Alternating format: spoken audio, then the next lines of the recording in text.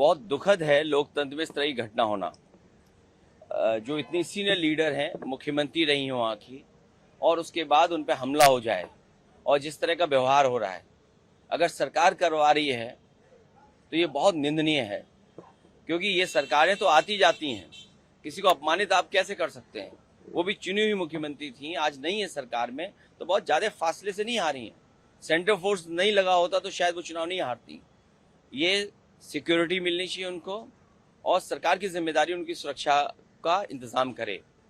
जो सरकार कानून ला रही है, सरकार पहले ये बताए कि भारत का पैसा कितना बाहर चला जाता है। बाहर का पैसा अंदर आए उसमें पाबंदी है, लेकिन भारत का पैसा कुछ भी चला जाए उसके लिए कोई पाबंदी नहीं है। सरकार को अपने पुराने नारे याद करने चाहिए कि काला धन वापस आएगा, किसी को पैसा लेके भागने नहीं देंगे। लेकिन जब से बीजेपी आई है, पैसे वालों के अच्छे दिन आ गए हैं, बड़े लोगों के अच्छे दिन हैं। जितना चाहो उतना पैसा ले जाओ कानूनी तरीके से और गैर कानूनी तरीके से, उस पर पाबंदी कब सरकार लगाएगी?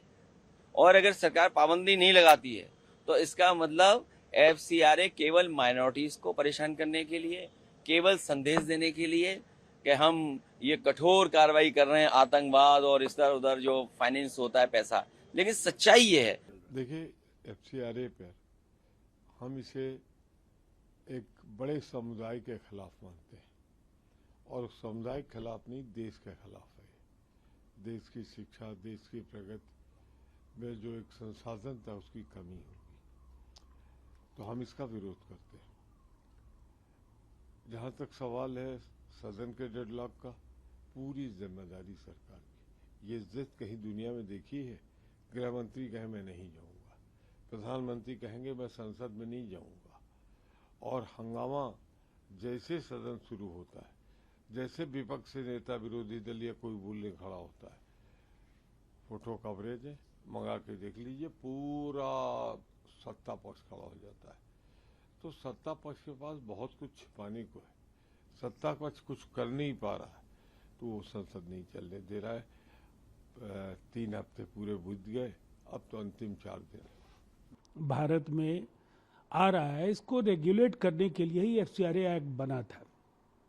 एक्ट में कुछ बदलाव बेहद आवश्यक हैं, और ये इसलिए भी है कि हर कानून में समय समय पर आवश्यकता के अनुरूप संशोधन होते हैं। संविधान इसका मार्ग प्रशस्त करता है।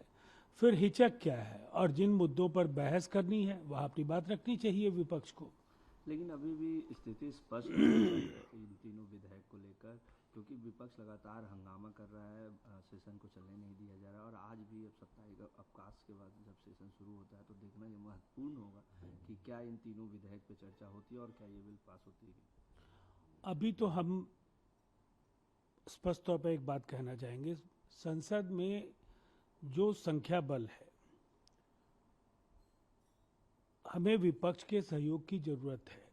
विपक्ष अगर इन तीनों विधेयकों के पारित कराने में अपना सहयोग नहीं करेगा तो वो एक्सपोज होंगे, वो बेनकाब होंगे।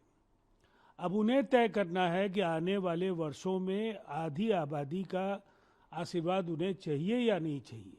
दूसरी तरफ भारत के सार्वभौमिकता, अखंडता की दृष्टि से जो भी एफसीआरए एक्ट में पंजीकृत एनजीओज हैं, उनके लिए अगर कुछ रेगुलेटरी बॉडी के तौर पर अगर कुछ बदलाव सुनिश्चित किए जा सकते हैं जिससे पारदर्शिता बढ़े, तो विपक्ष को खुले मन से सामने आना चाहिए, और जो विचार उनके हो सकते हैं वो भी जरूर उन्हें रखने चाहिए। प्रभात खबर.com, विश्वास वही, रफ्तार नहीं।